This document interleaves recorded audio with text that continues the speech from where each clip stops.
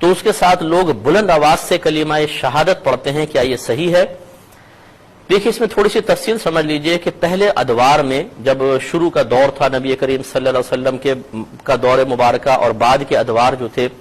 ان میں خاموشی کا حکم تھا کہ بالکل خاموشی کے ساتھ جنازے کے ساتھ چلیں۔ اس زمانے میں فقہا نے بلند آواز سے ذکر کو مکروہ لکھا ہے، اور اس کی وجہ یہ تھی کہ اس زمانے میں ہر شخص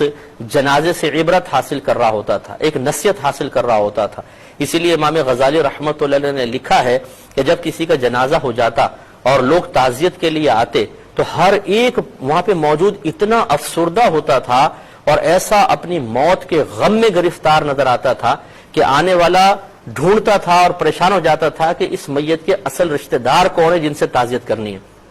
اتنے زیادہ وہ لوگ عبرت حاصل کرتے تھے۔ تو اس لیے اس زمانے میں فقہا نے فرمایا کہ بلند آواز سے ذکر نہ کریں، کیونکہ بلند آواز سے ذکر اس غور و تفکر کی راہ میں رکاوٹ بنے گا، اور غور و تفکر والی عبادت بلند آواز سے ذکر کی عبادت سے افضل ہے۔ لیکن جیسے جیسے تغیر زمانہ ہوا، اب فقہا نے دیکھا کہ لوگ جنازے کے ساتھ جاتے ہیں، غور و تفکر دور کی بات، ہنس رہے ہوتے ہیں، ٹھٹے لگا رہے ہوتے ہیں، قہقہے لگا رہے ہوتے ہیں، سگریٹیں پی رہے ہوتے ہیں، موبائل پہ کاروبار کی باتیں چل رہی ہوتی ہیں، ٹائم دیکھ رہے ہوتے ہیں کہ جلدی سے یار دفناؤ تو بھاگیں۔ ایسی صورتحال میں جب غور و تفکر بالکل ختم ہو گیا تو پھر فقہا نے، علماء متاخرین نے اجازت دی کہ کم از کم اگر غور و تفکر نہیں کر رہے تو بلند آواز سے ذکر ہی کر لیں، کیونکہ پہلے غور و تفکر آخرت کی طرف مائل کر رہا تھا، اب جب بلند آواز سے ذکر کریں گے تو یہ دنیاوی خیالات کو نکالے گا اور توجہ جنازے کی طرف کم از کم آئے گی۔